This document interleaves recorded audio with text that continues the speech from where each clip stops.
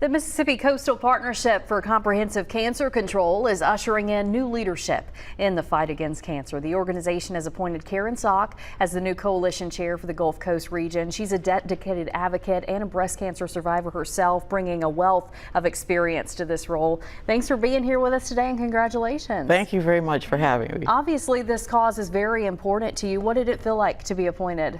Well, I was pretty excited. Catherine Young, who's the director of the organization for the state of Mississippi, contacted me, and I was happy to say yes, I'll be pleased to do this work. Yeah. For people who may not be familiar with the organization, what is the mission? The whole mission is to really pull together healthcare organizations, advocates, people that are survivors of all types of cancer, community organizations, and to educate them and work together to determine metric-based outcomes. So we want to educate folks, we want to work together as we assess what the needs are in the community and establish the priorities to work against to determine how we can really impact the outcomes for cancer. Yeah, and you call yourself a forever fighter too. Tell us about your journey with breast cancer. Well, in 2010, I found a lump in my right breast in the shower.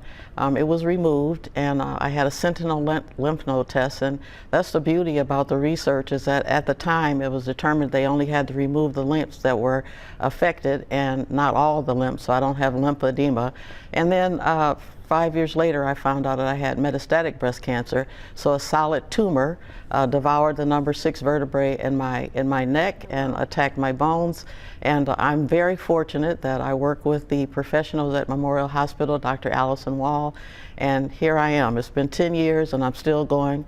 I had a new spot in December and 10 more radiation treatments, but like I said, I'm a forever fighter. I'm grateful for every day, and whatever I can do to educate people, I certainly want to. Yeah, and you're an inspiration for this role too, so personal for you. What are some of your top priorities as coalition chair for this region? Well, we had a big meeting just this past week at Hancock Bank, and my co-chair is Nurse Quinn Barnes at Memorial Hospital, Singing River Hospital, and their team were there, all of the community organizations.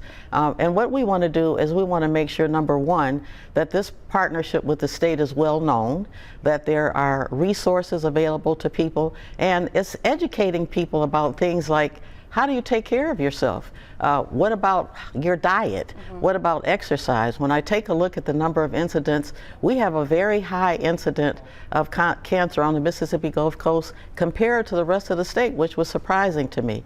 When you take a look at colorectal cancer, when you take a look at prostate cancer and other cancers, we have higher incidence here, and that's really something that we want to work to try to make people aware of what resources are. Cancer treatments can be very expensive, and we want to make sure that you can connect to the resources in the hospital, to grant programs. I myself have benefited from a grant program where the prescription would have been tens of thousands a month, but through a program with Eli Lilly, I was able to get the prescriptions at no charge. So those are the kind of things that we want to connect caregivers, advocates, healthcare professionals, community organizations, so they know all that's available to them, and then we chip away one priority at a time and make sure that we tie metrics, because we want to make sure that we're showing the impact of the work that we're doing. Well, we look forward to seeing how you tackle those growing trends here on the coast. Karen Sock, congratulations again. Thank you very much. I'm honored.